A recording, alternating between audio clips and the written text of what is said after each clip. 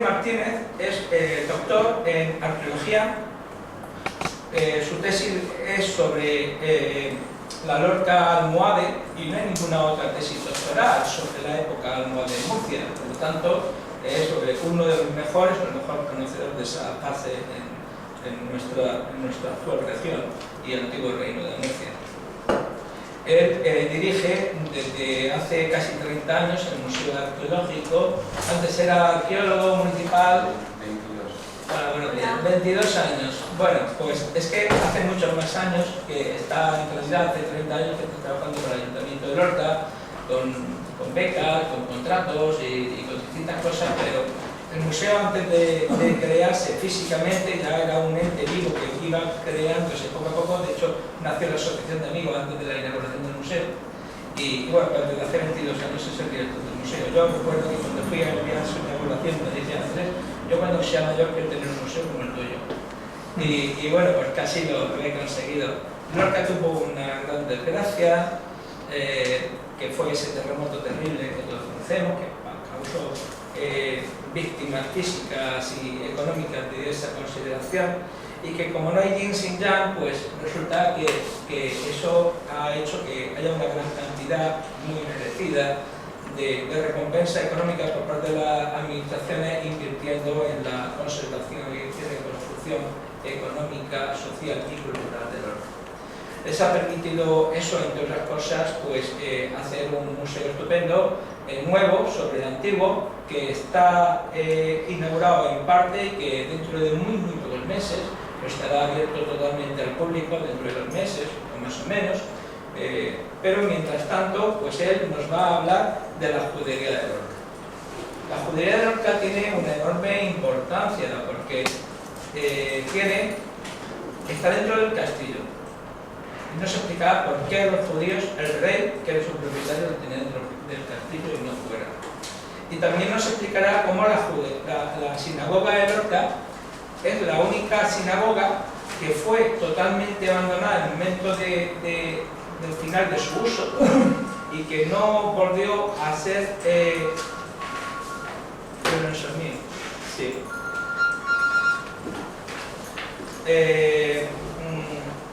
Y es la única que no fue reconvertida en iglesia, en casa particular, ni nada por el estilo, quedó allí amortizada, enterrada, con todas sus lámparas de vidrio enterradas, que han sido maravillosamente bien restauradas y que han recorrido por lo menos 2 continentes, que yo sepa, ¿no? ¿Todavía no están en América? ¿Todavía no está? Son proyectos que no han llegado a ningún sitio. No han llegado a ningún sitio. Bueno, llegarán. Sí que han estado en distintos lugares de Europa, es una de las colecciones más importantes de vidrio del siglo XV europeo, y pues Andrés nos va a hablar de todo eso sin más. Fuimos compañeros en la universidad, cursos diferentes, él estaba un poquito por delante del mío, somos compañeros de viaje en más de una historia, y estoy encantado de que haya podido venir hoy a hablarnos de lo que se ha encontrado allí, de los proyectos para el futuro. Muchas gracias, Andrés. Bueno, pues nada, en primer lugar agradecer a Pablo su presentación y recordarme que hace mucho tiempo.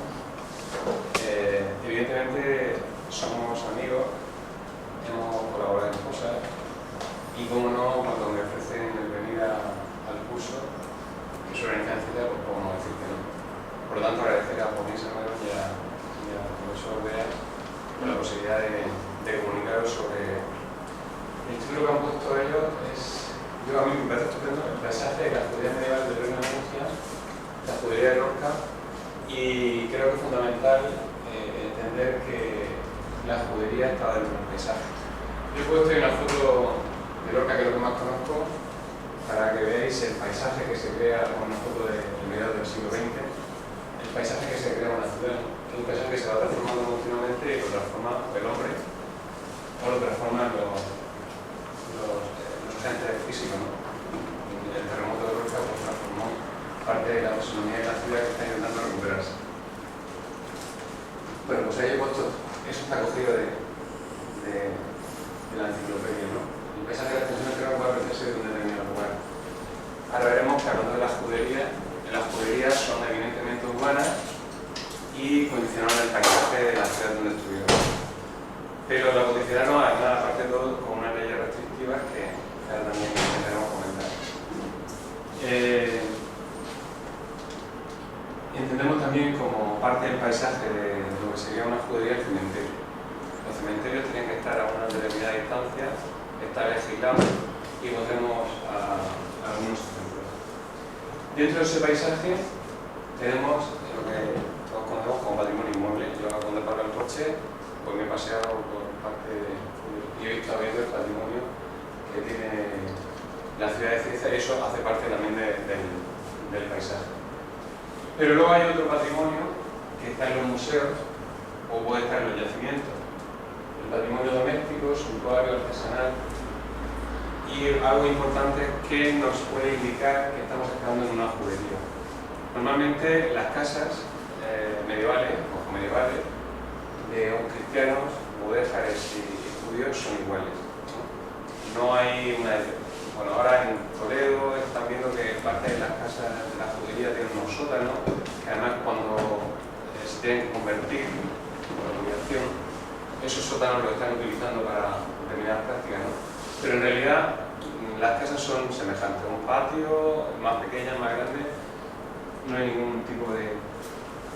Bueno, pues cosas que pueden indicar que estamos en una judería, pues de todo este, digamos, repertorio, aquí solo hay una pieza que nos puede indicar que estamos en una judería, que es el Sanuquillón. Lo demás, crisoles, vidrio, yeserías, monedas, hebillas, usayolas o incluso cementerios. Los cementerios, el ritual es muy específico, pero si no sale una lápida o no hay una fuente escrita, pues también podemos tener ciertas dudas sobre si es un cementerio judío o no, porque no le suelen introducir nada, salvo algunas cosas, pero veremos.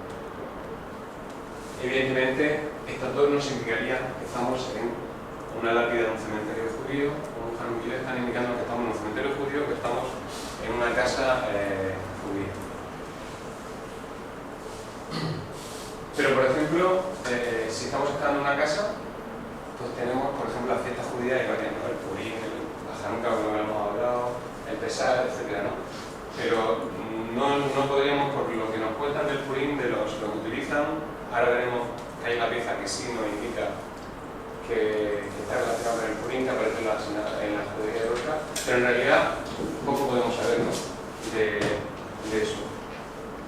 Claro, evidentemente, si te sale una sinagoga, pues está claro, es lo que te confirma. Si había sospechas fundadas que había una judería en Lorca y que estaba en el castillo, al salir la sinagoga lo confirma.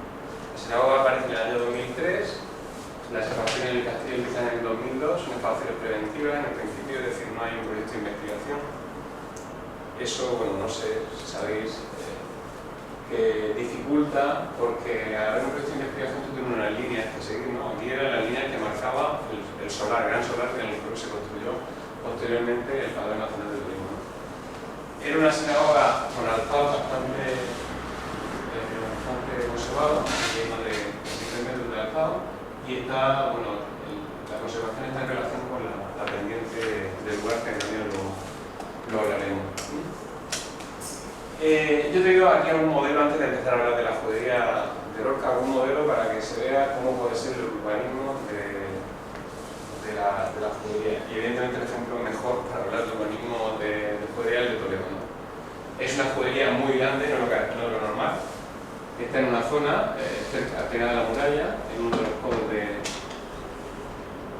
río, y algo importante, la arteria comercial más importante pasaba por la judería. Hay diferentes fuentes, además hay ahora una publicación interesante de Jean Bassini sobre la judería de Toledo, pero luego hay gente que ha estudiado las fuentes escritas que están hablando, ¿no? Y hay cosas interesantes que están hablando ya posteriormente, están hablando de cuando ha pasado, ¿no? Ha pasado lo que sea la expulsión y te están contando pues, bueno, calles estrechas, casas de todo tipo, casas grandes, casas pequeñas, algunas plazas y sobre todo te están contando las sinagogas. La banca, la sinagoga del tránsito, etc. Te están contando qué generan esas sinagogas, generan alrededor de ellas un parque. En la judería, lo que es el paisaje, está lo que sería el mundo doméstico, el mundo de las casas, está lo que serían las sinagogas, y luego hay barrios artesanales. En Lorca aparece también en la sinagoga algo de un barrio artesanal que ahora veremos para la confección o la realización de vídeo. Al igual que pasa en Molina de Aragón, si se acabó la judería, también con la excavación preventiva, se acabó parte de la judería dentro del castillo, cerca del castillo dentro, y se pudo documentar allí también el parte del barrio artesanal, también para elaboración de vidrio y elaboración de bronce. Algo también del paisaje fundamental sería un cementerio, pero el cementerio, claro, sin excavar. El cementerio sin excavar porque es un paisaje, normalmente se pone a 200 metros, 1 kilómetro de lo que sería la ciudad, en un lugar que no lo están eligiendo los judíos, sino que lo elige el concejo del lugar, es decir, los judíos son marginales, tienen poca posibilidad de decidir, ¿no? Le indican el lugar suele ser cerca de los caminos, en una ladera. Hola, María. Este es bueno, tiene una imagen del cementerio judío de Tárrega, que además todos, o la mayoría que sepa los judíos, la polémica que hubo con los enterramientos. Antes de que terminara la excavación, hubo una normativa que se impuso desde las autoridades que los restos de los cadáveres se tenían que llevar, no los dejaban estudiar. Eso implica toda una limitación en la investigación. No puede saber la edad, no puede saber la patología, no puede saber todo lo que indica lo que sería un estudio antropológico. Esta sería la imagen de las excavaciones en Tárrega, pero la imagen del paisaje de un cementerio judío sería algo parecido a este. Estamos hablando de un cementerio muy grande, tipo Toledo, ¿no? Esta es una imagen del cementerio antiguo de Marrakech. Pues sería tumbas, la mayoría ordenadas por calles, orientadas. Suelen tener lápidas, lo que pasa es que aquí, al ser antiguos, se han perdido, estarían posiblemente pintadas en lo que sería el túmulo y no se conserva. Por lo tanto, paisaje. Tenemos paisaje en lo que sería la ciudad y el barrio. Yo a lo largo de la conferencia estaré hablando de barrio, de aljama o de judería, ¿no? Bueno, pues ahí se puede ver esa imagen de lo que sería la ciudad, donde más destacaría, y siempre entre comillas, la sinagoga, y luego los cementerios. ¿O algo también parte del paisaje? Pues no, porque esto normalmente las mikveh, que es donde se realiza el baño de purificación, están, normalmente las que se conocen, están en su suelo. Esta es la más divulgada, más difundida, que la de salud.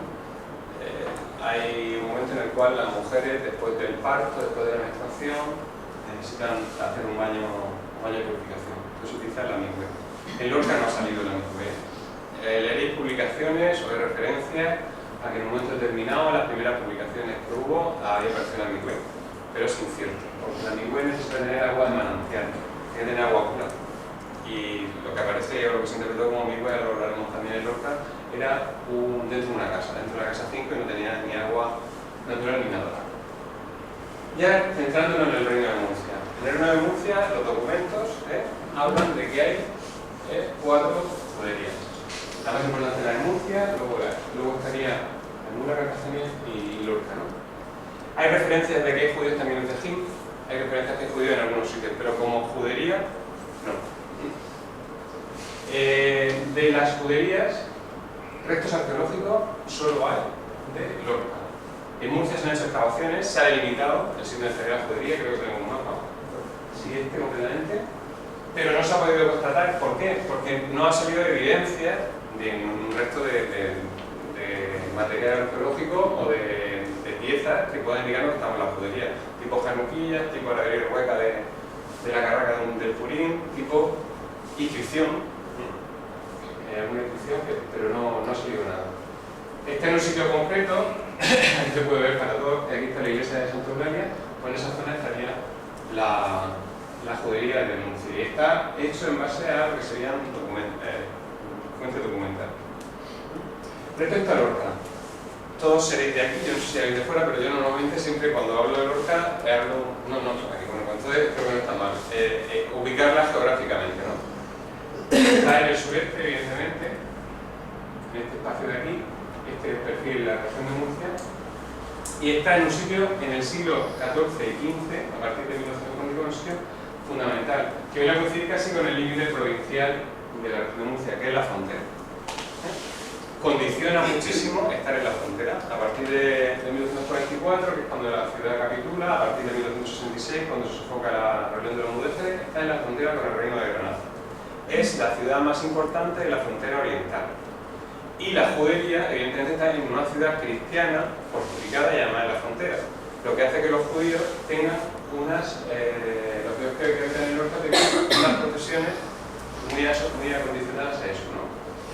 Un valle de comunicación, el valle de lo que sería la depresión litoral, el valle de Guadalentín, Lorca está situada aquí.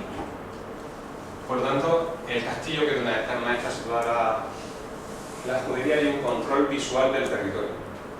Y en ese momento lo que se producen es mucho altercado.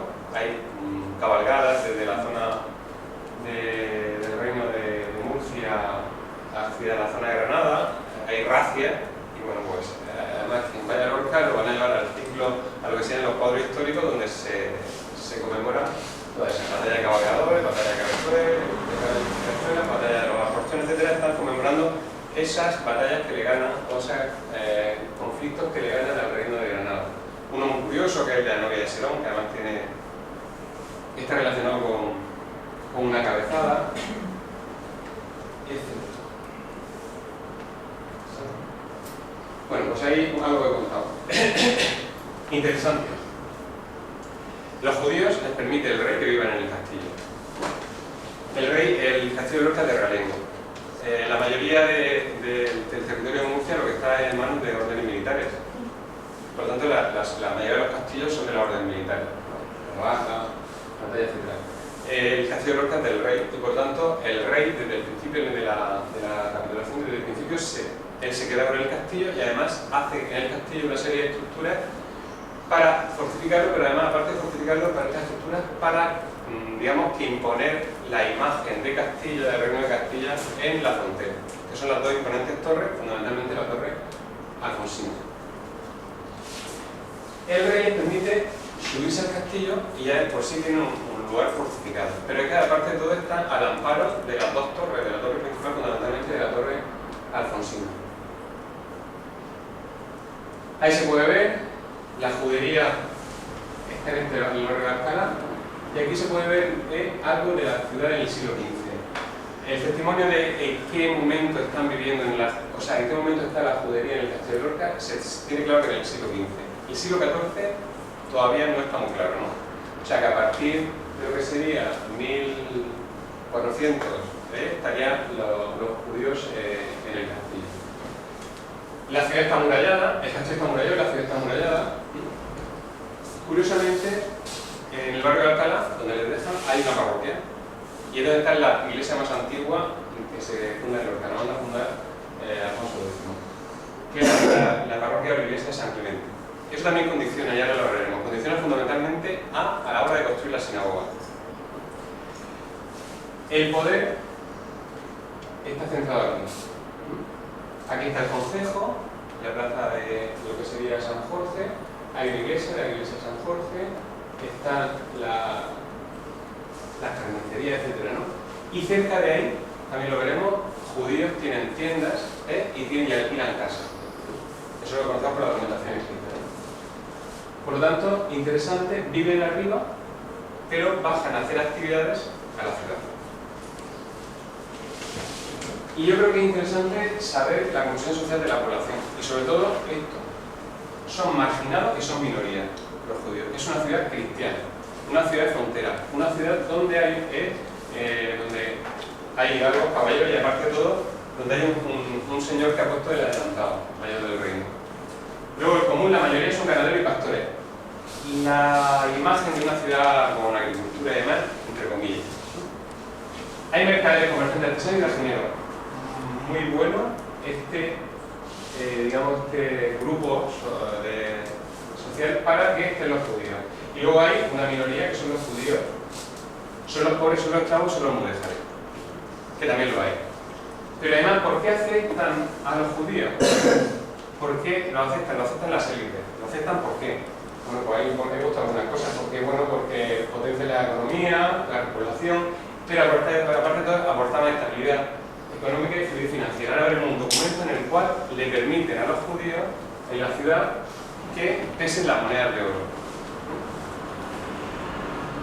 Bueno, ahí hay un momento de vida a partir de 1799 que está la judía funcionando, en el cual ya dejan de funcionar, y es el sistema de los regidores, que ahora voy a meter yo en el tema del regidor, pero vamos, cambia. Por lo tanto, en Lorca, al igual que muchas otras, bueno, al igual que las demás juderías de la región de Murcia, viven cristianos, la mayoría mudéjares y judíos. Y aquí habría que, porque normalmente siempre se está pues, hablando de las tres culturas, de lo bien que funcionaban, pues había convivencia, había intolerancia. Estaban obligados a convivir, pero eran intolerantes. De hecho, hay una serie de leyes continuamente que están, digamos que, minimizando la posibilidad de que los judíos progresaran, ¿no? A mí me gusta más la palabra multiculturalidad. Tres culturas, pero obligados a convivir. En ningún momento estamos hablando de que haya una convivencia buena, o que lo que se está contando en algunos foros que se intenta en ciudades como Murcia, Toledo, etcétera, que las tres culturas convivían, o en Lorca con los moros cristianos, que ahora no solo tenemos moros cristianos, tenemos moros cristianos y judíos en noviembre, ¿no? Para prioridades para reconstruir la historia de la judería o la historia de Lorca en el siglo XIV y XV, lo ideal sería combinar las fuentes documentales con las fuentes arqueológicas, ¿no? Fuentes documentales no hay muchas, y hay que irse a los archivos del Historia Nacional, las Peñas de Simancas, el Archivo Municipal de Lorca, que es donde más referencia hay, y al Archivo Municipal de Murcia. ¿Qué nos dicen esos documentos? Bueno, pues nos dicen esos documentos algo muy importante, que además, aparte de todo, no sé cómo no se proyectó un proyecto anteriormente a las excavaciones, un proyecto de investigación del castillo, porque el profesor Bea recoge un libro que tiene publicado, creo que es en el año 92, de Lorca, recoge algunos temas como Abraham Bocha, vecino del castillo de la judería de Lorca, o sea, es que lo está poniendo. Es decir, que sabíamos, si se podía saber, que el castillo estaba o sea, que la judería estaba en el castillo, o sea, que hubo sorpresa por el tal y que se conservaban los restos, pero sorpresa relativa porque se halla la judería en el interior del castillo de Lorca. Bueno, pues ahí, por ejemplo, este documento está en el Archivo Municipal de Lorca, dice a favor de Abraham Bocha, un judío vecino del castillo de Aquella Ciudad. ¿Cuál es esa política? Por ejemplo, Rabí Moshe también hace referencia a rabino. Y el rabino también hay que tenerlo en cuenta. Es el que, evidentemente, tenía las labores de la sinagoga, de custodiar la Torá, de a veces leerla. Pero eso no quiere decir que no tuviera otra función económica. En ese sentido tiene, fuera de Atalia, un tinte. Cercano al almazara. Hemos podido casi saber dónde estaba ese tinte porque ha aparecido una almazara en las excavaciones que se hicieron con motivo de la rehabilitación de la muralla de Lorca, en la zona de la calle Rambla, salió una almazara. Pues posiblemente cerca de esa almazara estaría el tinte de este señor, cerca de una de las puertas de la ciudad, cerca de un lugar económicamente potente. Estaba el tinte de Rabí Moshe. Las visitaciones de la Orden de Santiago interesantísimas porque nos están haciendo esos señores que van a la ciudad y escriben. Nos están diciendo que había judíos que tenían casas en la calle Zapatería, que había judíos que tenían tiendas en la plaza de San Jorge, o sea, que nos está, digamos, dando datos de los cuales la arqueología no nos da, porque la arqueología ahora hablaremos de una judería en el castillo, donde estaban ellos, sí, al amparo de la parroquia que había allí y de la torre del homenaje, pero no se tienen datos de lo que sería la función económica, salvo el barrio ahora lo vemos en el taller de vídeo que ha salido arriba.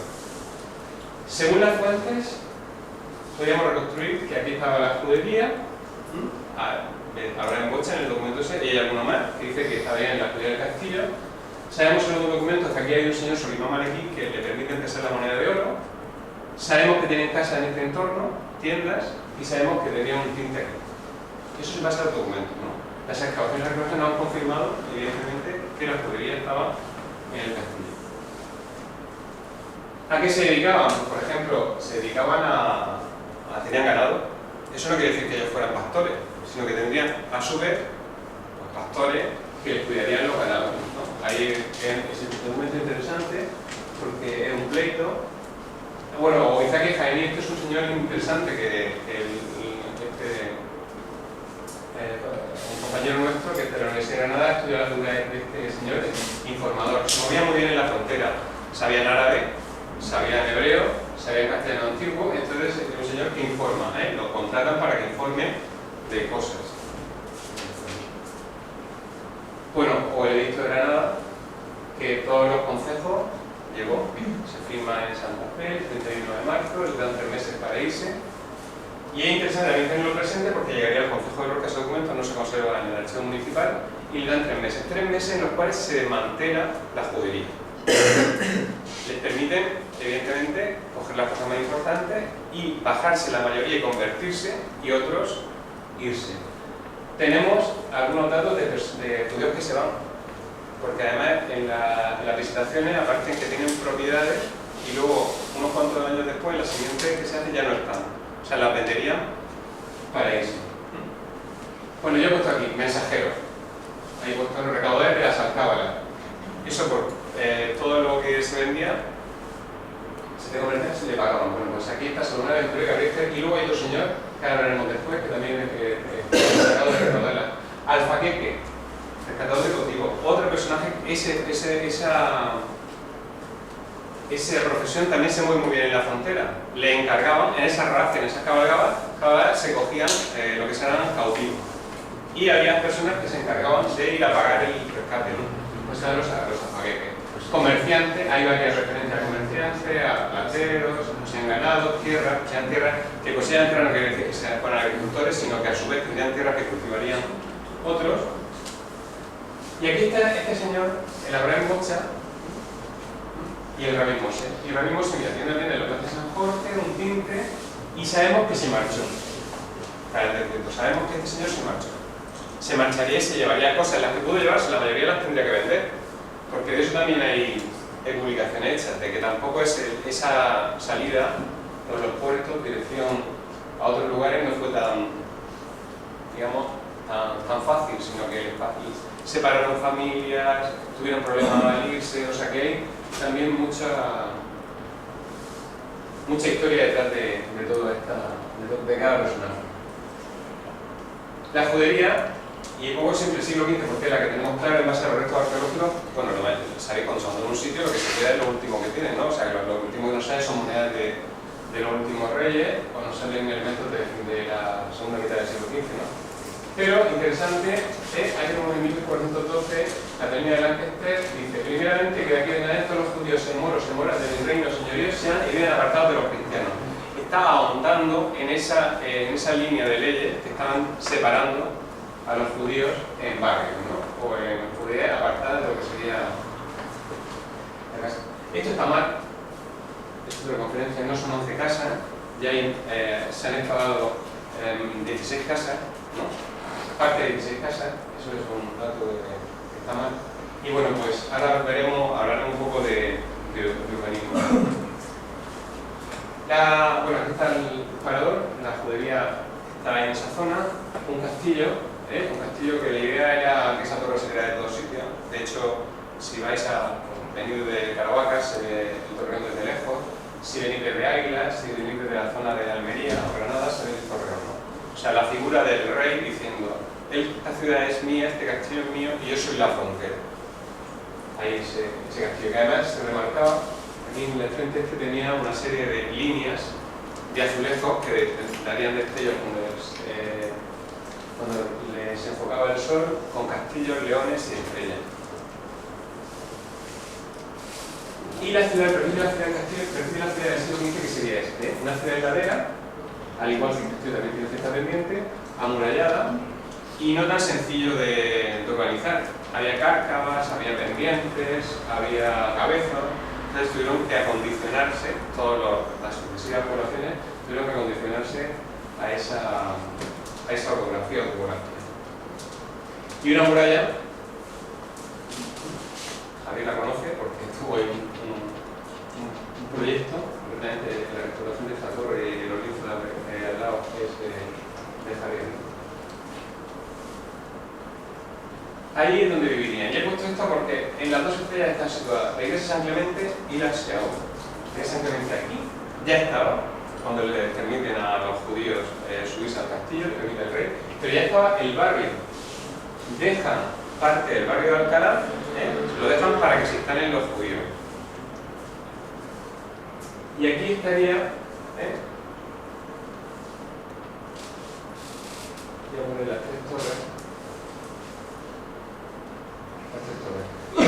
Estos son un montón de hectáreas.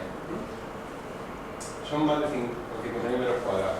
El barrio de Alcalá está aquí en este extremo. El Alcázar, bueno, la zona de las Constanzas de la Torre del Colón, de la Torre José está aquí.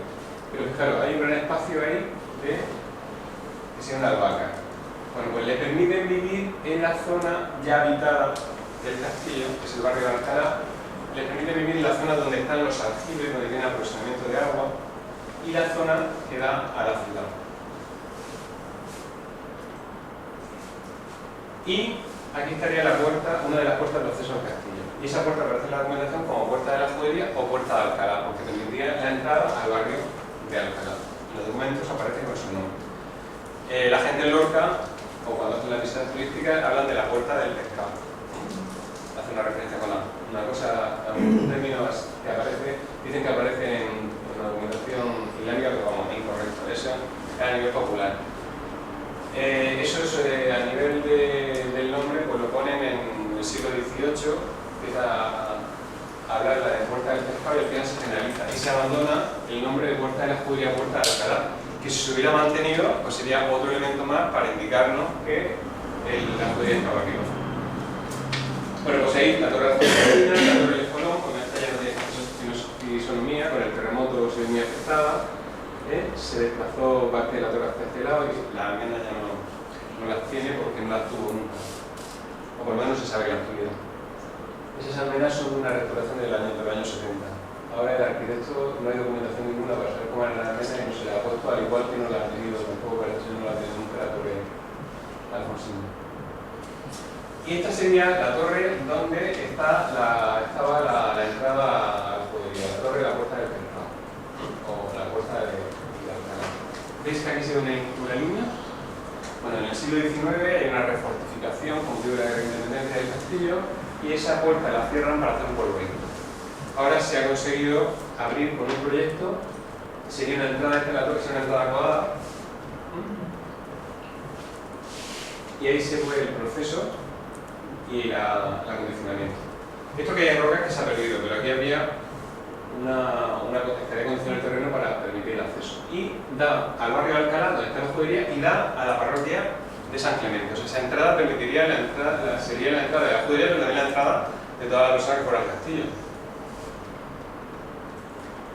Y, interesante, en 1464, cuando ya está hecha la sinagoga, rehacen y además le dan toda una serie de elementos del siglo XV y la hacen más grande la iglesia de San Clemente. O sea, hay unas restricciones, ahora veremos, para construir la sinagoga y no deben ser nunca más altas que las ermitas. Y esta ermita la eleva. Por lo tanto, sigue viviendo gente en el castillo y los judíos están vecinos de una parroquia del castillo. Por lo tanto, no se puede decir que el castillo estuviera en manos de los judíos. Los judíos tienen parte, les permiten vivir allí. Pero hay un alcaide que tiene, en un momento determinado, veremos un judío. Esta es la zona de lo que sería la zona de la fortaleza cristiana, y aquí estaría la parroquia cristiana. Y la judería en medio. Aquí está en medio. Aquí hay una torre, la torre de Pina, ahí está la torre Alfonsina y la judería en medio. Judería que aprovecha también las murallas previas de época almohade que estaban en el interior del castillo. Esto es el urbanismo antes de 2009. A partir de 2009 se produce un cambio sustancial en lo que sería las excavaciones del castillo. Se dejan de hacer excavaciones preventivas y se vinculan todo lo que se hace en el castillo a un proyecto de investigación. El proyecto de investigación es donde el profesor titular de la Universidad de Murcia, Jorge Iroa Rodríguez, es el que lo cabeza, ¿no? Ahí estamos colaborando una serie de gente, ¿no?, participando del proyecto, y esto no se excava dentro del proyecto, esto se excava con excavación preventiva. Pero ahí se puede ver, muralla. Muralla que delimitaba el barrio de Alcalá, pero el barrio de Alcalá es de época almohade. Ya hay un barrio ahí poblado. Luego lo utilizan en el siglo XIII y XIV y surgen estrechas calles, alguna plaza, como por ejemplo la plaza que está delante de la sinagoga, casas grandes, casas menos grandes, y en pendiente. O sea que hay grandes muros de aterrazamiento que permiten organizar esa judería.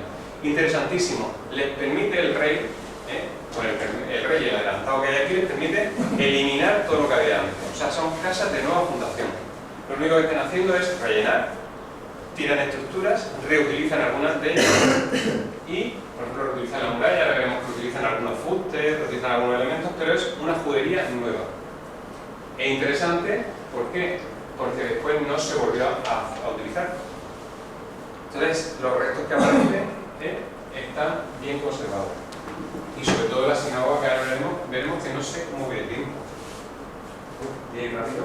Bueno, ahí se puede ver lo que hemos visto en planta, la sinagoga está ahí abajo, adaptada a la pendiente. Esta es la muralla y aquí estaría la torre alfonsina. Sinagoga, es interesante, aquí se aprecia bien, en hondo. Esta es la plaza, hay que bajar unos escalones para entrar, que le permite que sea más alta sin que se vea por fuera.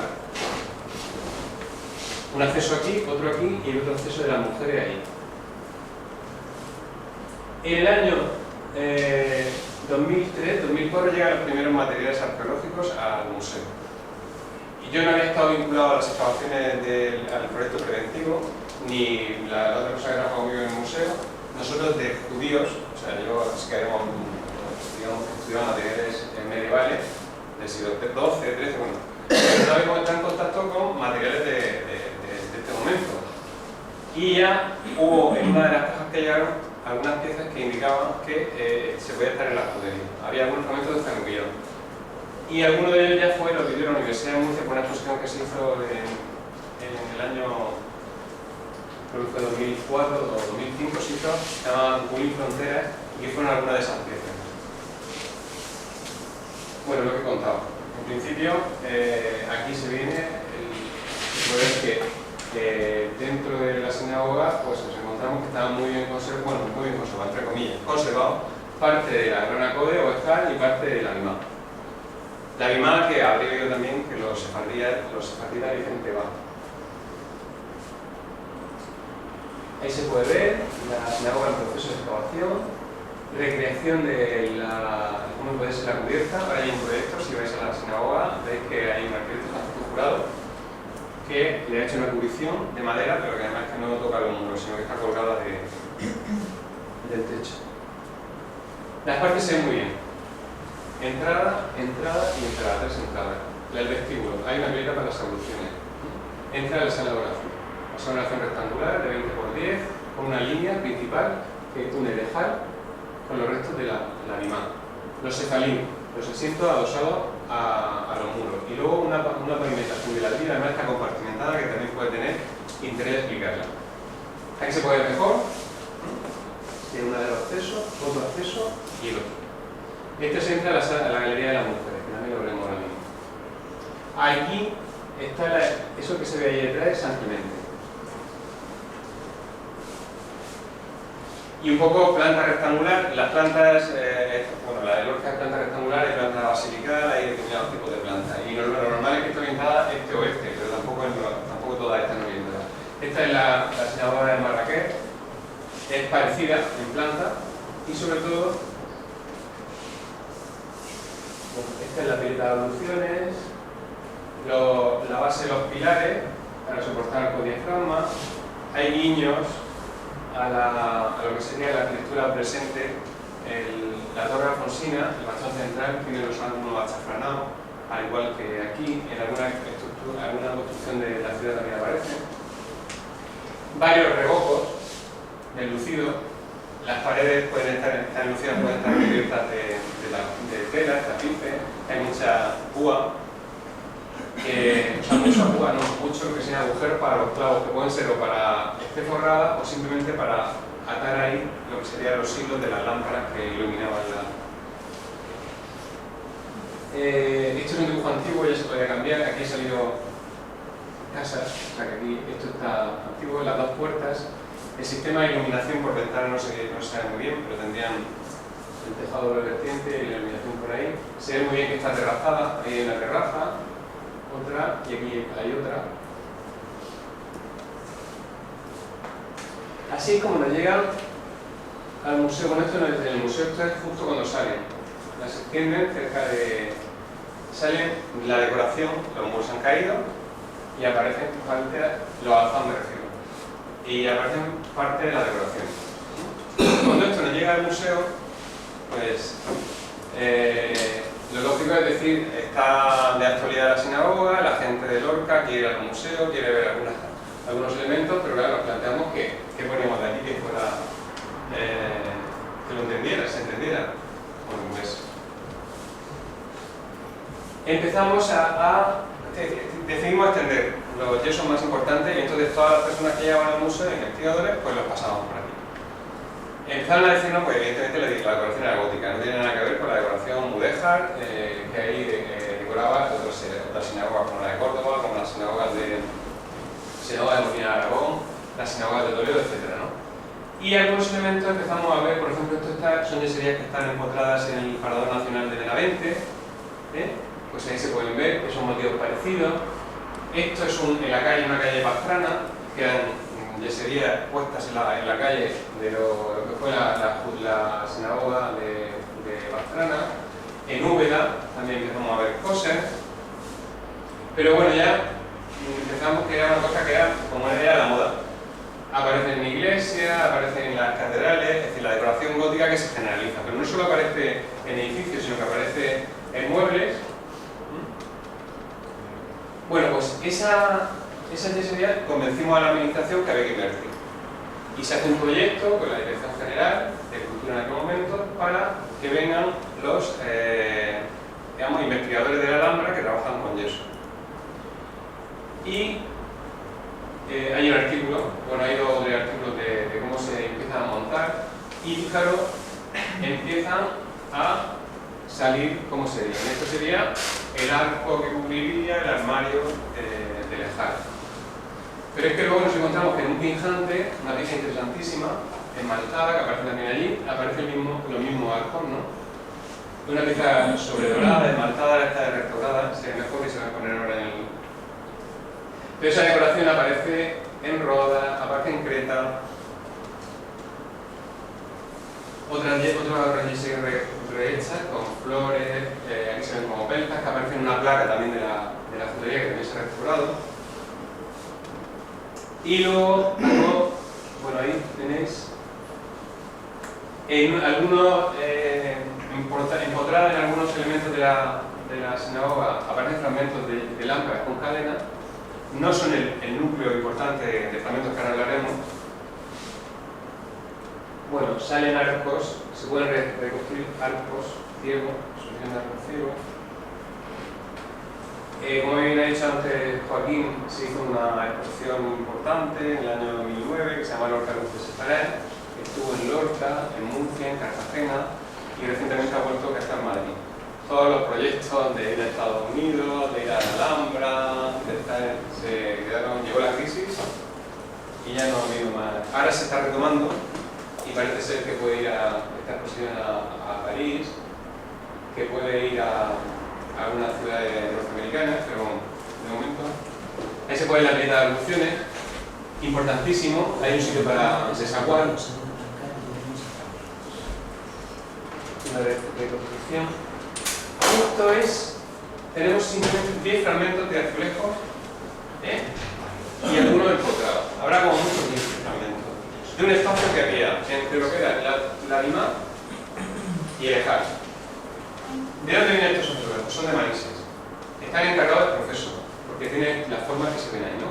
Y era dignificar el espacio entre los dos elementos más importantes de la sinagoga, la Lima y el Ejar.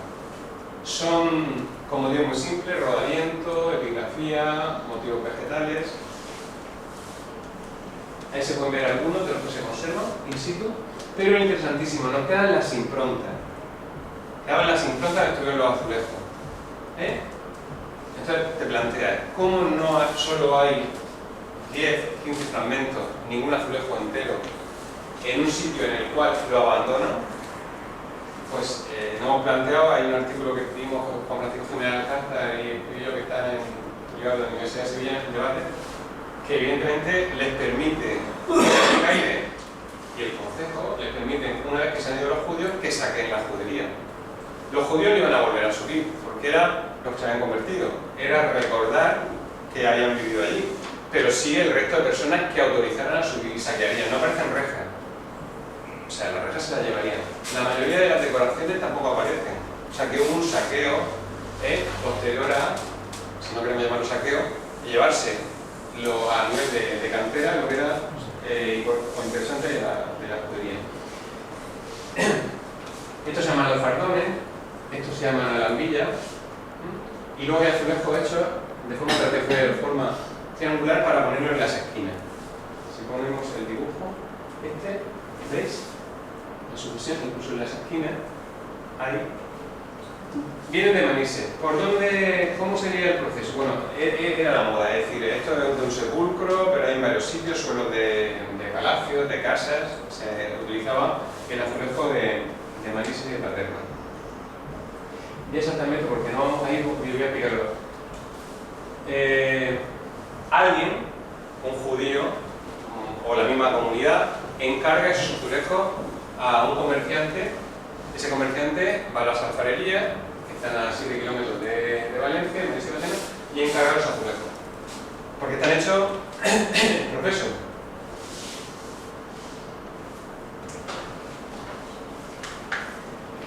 Pero se sabe por los documentos que todos los azulejos, la comunicación, o sea, la llegada a los sitios no se hacía por tierra, sino que todos los azulejos y cerámica iban al puerto del Grao. Si los azulejos encargados pasan a Lorca van al puerto de Grao, ¿a qué puerto llegarían cercano a Lorca? ¿Qué puerto está funcionando? Pues todo eso nos parece que es Cartagena, ¿no? Hay un puerto funcionando en ese momento más pequeño que Cartagena, que es para que salga toda la producción de alumbre, que es el puerto de Lorca. Y está muy cerca de Lorca. Además, en ese momento el puerto de Mazarrón pertenecía a Lorca. Por lo tanto, lo lógico sería Grao, ir al puerto de Mazarrón y por medio de arrieros, envueltas en capazos, envueltas en asfalto, en papiros, etc., llegarían a Lorca. Pero, bueno, y hay un documento interesantísimo que, bueno, no va a ser, porque los azulejos son de la mitad del 15, pero hay un documento de 1411 donde un tal San Mórsimo Alcudo elabora en 1440 baldosas para Francesc de Lorca. No sería esto, pero sería algún judío que en algún momento puede aparecer el documento que encargó esos azulejos para decorar la sinagoga. Bueno, eso es cómo está colgada en la estructura, de cómo cuelga la cubrición, que eso es mejor verlo allí. Irme directamente a las lámparas. En este sitio concretamente aparecieron 2.000 fragmentos, 2.600 fragmentos de lámpara. Llegan al museo en bolsas con la unidad estratigráfica 7022, me acordé. El fragmento muy pequeño, fragmento de este tipo. ¿Qué hacemos con esos fragmentos? Cuando ya se había divulgado que habían salido lámparas, habían salido fragmentos, bueno, pues se decidió en principio apostar con restauradores, por algunos talleres de empleo, empezar a hacer la investigación. Hubo que limpiar fragmento por fragmento. Evidentemente, limpiado con la supervisión de restauradores. Juntarlos por grosor, por colores. Separar bordes de fondos, etc. Bueno, un trabajo ingente que en el 2006 da la posibilidad de reconstruir una de las lámparas. Se continúa con el proyecto, se consiguen sacar 27 lámparas. Hay 50 perfiles. Y no hay ninguna entera. ¿Qué quiere decir? Que no eran las lámparas que estaban colgadas del techo, que se cayeron cuando se fueron los judíos.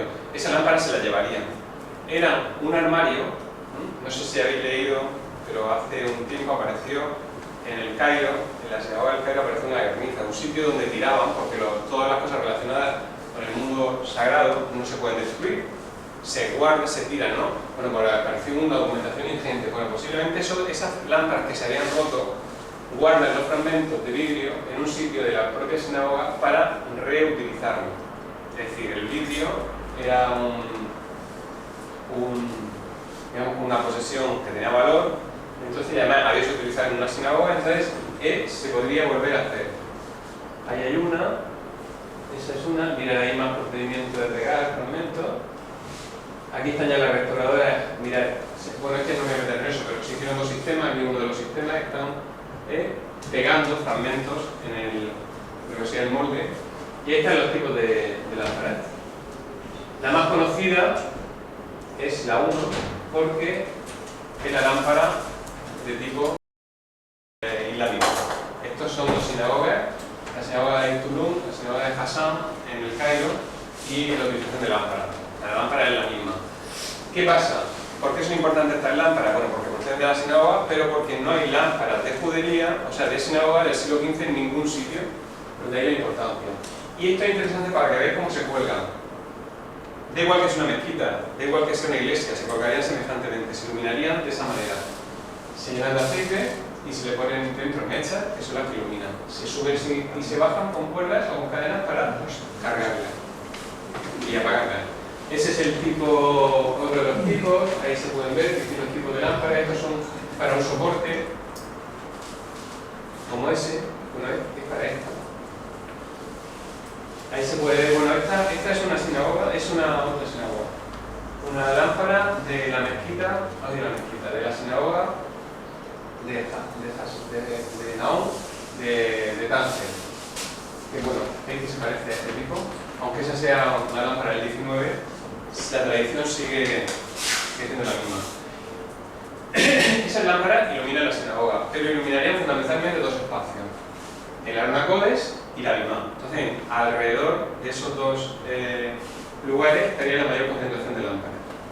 Ahí se puede ver el espacio de la mujer, la galería de las mujeres. Aquí se ha puesto una celosía, no sabemos cómo era. Puede ser un tipo baranda. ¿Por qué se separaban las mujeres de los hombres? Bueno, pues porque las mujeres, la función, no tenían digamos, obligación de asistir a la lectura de la Torá, pero están haciendo sus labores y pueden entrar y salir. Entonces están en un sitio separado para que les permitan, no molesten y les permita salir y entrar fácil a la sinagoga. Bueno, aquí se puede ver, sería algo parecido a esto. Esta es la sinagoga de Marrakech, de ahí en alto, y mirad las lámparas en torno a la Bimá de Marrakech. Y bueno, pues esto es unos amigos que fuimos de viaje en Tánger y se sentaron ellas en lo que sería el matroneo, galería de las mujeres, ahí en la de Nahum en Tánger. Ya seguimos. Bueno, pues la imagen sería esta. Yo esto creo que es recargada porque esta es una sinagoga museo. Yo creo que se han llevado todas las lámparas, o por lo menos muchas lámparas de sitio, y la han recargado. Pero vamos, la imagen sería lámparas de ese tipo. O esta imagen puede ser más real, porque esto es de la mezquita de Hassan. Mirad, esto es un espacio muy grande, la sinagoga es mucho más pequeño, pero sería la idea de cómo colgarían las lámparas del techo. Importante este espacio. La pequeña, bueno, no es tan pequeña plaza que hay en torno a lo que sería entre la casa 7 y la sinagoga. Aquí ya se ha hecho mejor porque desde aquí se excava y han salido casas.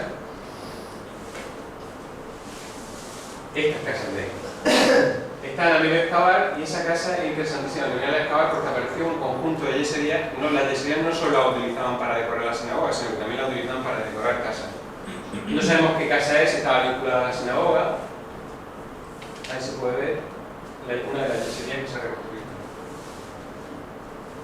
Bueno, ahí se puede ver también algo muy interesante. Bueno, esta gente que está dentro del proyecto de investigación del castillo. ¿Son conocidos? Que no somos los judíos de allí. No, bueno, este es Juan Gallardo, Antonio, Jorge, Carlos y José Ángel. O sea que son todos. Hay anécdotas curiosas, ¿eh? A la sinagoga, yo no quería entrar, a la sinagoga han ido grupos de judíos, ¿no? Y hay una anécdota curiosa porque vino el gran rabino de Jerusalén e invitaron a determinada gente, se emocionaron mucho porque estuvo rezando. Allí dejaron entrar mujeres abajo, en la que tampoco es tan radical, dejaron entrar mujeres a la celebración y en un momento determinado nos preguntó dónde estaba la amigüesa, o la amipé. La amipé no ha salido, ¿no? Estábamos explicándoselo, pero él vio un canal y subió corriendo dentro de cuando se oye allí, en la casa 7, y diciendo que allí se puso contentísimo que estaba la amigüe, que tal, bueno, la amigüe no era un canal de web islámica, que la hemos dejado porque las casas islámicas, los restos islámicos están debajo de las casas, ¿no? Pero él se fue tan contento y estuvo allí. ¿Pero es judío? Hay algún judío, pero son nuevos, son digamos conversos. Mira, esto sería parte de la urbanización. El muro que separaría el barrio de Alcalá en la zona de la fortaleza, uno de los muros del castillo, el muro norte, o sea, el muro sur, el muro norte, mira hacia Adosa y son diferentes casas. La más grande que ha salido hasta ahora es la casa número 5. Laura, que termino. A ver, para concluir, lo interesante sería todo el material que se ha sacado es poder sacar ajuares de casas. Porque ahora sabemos que estamos dentro de lo que sería dentro de lo que es entonces, bueno, por ejemplo, sabemos que en esta casa de aquí hay fragmentos de Janudillor. Sería bueno tener, porque ahora mismo está el proceso, tener todas las casas que los Janudillor que han sido en la determinada casa. Hay cerca de 18 o 20 fragmentos de Janudillor. Por ejemplo, saber dónde han aparecido, por ejemplo, las tinajas de almacenamiento de gas, ¿no? Pues también te dan datos. O por ejemplo, los fragmentos de vidrio, que no solo vidrio ha aparecido en la sinagoga, sino que hay fragmentos de vidrio domésticos. Y este sería el espacio industrial que he comentado anteriormente. Aquí hay un horno, que sería donde se confeccionaba vidrio. Se han hecho analíticas y tienen la misma composición los vidrios de la sinagoga y los vidrios que han aparecido ahí. Por lo tanto, a lo mejor esos vidrios que había guardado eran para, en un momento determinado, el posible taller itinerante que llegara a Lorca pudiera hacer de nuevo lámparas con esos vidrios y no se tiraban. Ese de ahí, aquí se ve el visor, este sería el horno que utiliza. Y esto actualmente, ¿cómo está? Con el terremoto sufrió, el parque arqueológico no sufrió mucho. Ahora mismo es que ya no es excavación, sino que hay un parque arqueológico del castillo. Y dentro del parque arqueológico del castillo es la parte importante de la joyería. Esta es la zona de artesanal del vidrio y hay restos de casa y la muralla. Se ha hecho un proyecto que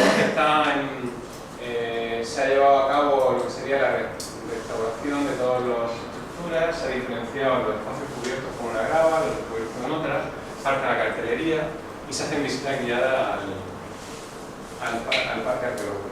Ahí tenéis más, esta es la puerta de entrada, la puerta de Alcalá. Este es el parador, aquí en la casa, la sinagoga está ahí. Y aparte de todo esto, hay muchísimo material que va a estar en la nueva sala del museo, en una sala grande, que va a tener 130 metros cuadrados. Se han seleccionado más de 150 piezas que van a ilustrar. Hay una chica ahí que lleva un colgante con coral. Recientemente nos dijeron en la excavación que buscáramos esa pieza porque es parte de un amuleto. Se ha buscado, ha aparecido, se va a exponer y es parte de un amuleto porque aparte yo no he contado aquí nada, ¿no? Hay cosas de tradición de amuletos, que eso se escapa, ¿no? Pero que hay mucho material para que estudie la gente, ¿no? Hay material numismático, hay material cerámico, hay material antracológico, para que se hagan proyectos para estudiarlo. Y me voy a ir solo para terminar.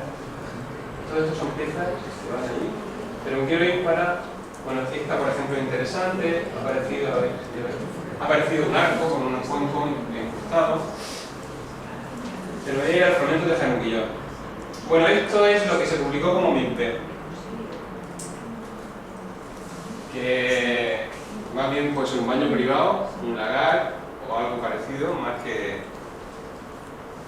Voy a ir a los fragmentos de Janudillor. Esto queda de una conferencia más larga, ¿eh? Que además... por aquí. A ver si sale. Todos estos son fragmentos que indican, hay más de, creo que hay 18 evidentes que indican que allí hubo, si no hubiera sido la sinagoga, que estábamos en una pieza típica de la fiesta de la Hanukkah, la conmemoración de la recuperación del templo de Jerusalén. Se echa aceite en el samar y cada día se va encendiendo un candil. Se celebra el 25 de diciembre, que a todos nos suena, que no tiene nada que ver con la fiesta de Navidad. Y luego la otra fiesta es esta. El año pasado hubo una conferencia en Lorca de una profesora de la Universidad de Valencia que es judía y vino a hablarnos de la judería de Valencia, pero aparte también hablarnos de las tradiciones judías. Y esta pieza, ahí por lo menos sacado una caja, no sabemos lo que era, y estuvo hablando de la fiesta del Purim. Y se veía incluso en un vídeo actual con las carracas, porque eso celebra la salvación del pueblo de Israel cuando el rey Asuero lo intentaba, por medio de su consejero Amán, hacerlo desaparecer. Bueno, pues esta pieza está en una caja, es de una de las casas, y es parte de una carraca. O sea, que eso es la pieza que nos está indicando que era el abastro, se perdería la tradición o se rompería y la desecharon, ¿no? Tenemos una januquilla, en la fiesta del Purim tenemos amuletos, o sea, aquí también más indicadores de que estamos en una... Bueno, la señora esta se llama Maribel Azulay, que se me ha olvidado decirlo, ¿no? La profesora. ¿Qué ausencias tenemos? No hay epigrafía, no hay epigrafía hebrea, eso ha sido uno de los índices. Hay gente que si no sabe epigrafía no son capaces de, con los restos arqueológicos. No hay piezas relacionadas con la industria textil. Más que la industria textil, la elaboración de tejido, eso no es Fusayuela. Y evidentemente no se vio el cementerio. Ni ganas tenemos que aparezcan. Sería un problema gordísimo. Debe estar en algún sitio que les dejara, ¿no? Cerca de la judería, en alguna ladera, estará.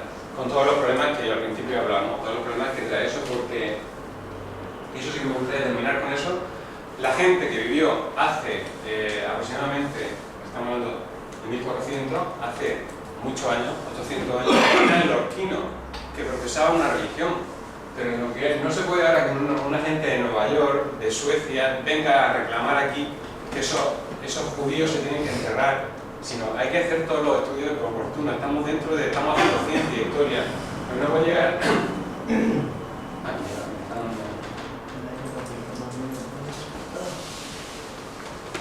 Si sale, tendremos los problemas que han tenido en Tárrega, que han tenido en Barcelona, que han tenido en Lucena, que han tenido en varios sitios, ¿no? En Lucena han tenido que enterrarlos en las mismas tumbas, hemos tenido que volverlos a enterrar en las mismas tumbas. Los de Tárrega están enterrados en Barcelona. En Valencia tuvieron problemas en el cementerio. ¿Qué reclaman? ¿Qué es lo que reclaman? No, dicen que se tienen que estar enterrados en el mismo sitio en el que... O sea, no se pueden tocar las tumbas. El coloquio lo tenemos que dejar por fuerza para el final. Sí, mirad, si queréis, se lo puedo dejar a... Es que al final de la mañana hay un coloquio en el que todos los alumnos pueden ¿tienes fotocopiadora? Esta es la declaración de Barcelona que firmaron las personas un poco manifestándose en opinión científica en contra de esto, ¿no? Si queréis tenerlo por curiosidad, lo puedo fotocopiar y luego en el debate lo hablamos. Yo lo paso para mañana, ¿vale? Pues nada, terminar. Entiendo que la idea es que el proyecto siga funcionando y que estudiar todo el material que hay es importantísimo y luego seguir excavando. Seguir excavando fundamentalmente porque casas completas no hay. Tuvieron que, sí hay, pero algunas están incompletas. Entonces, terminar de excavar casas, sobre todo para la mejor comprensión de la judería. Y aquí termino.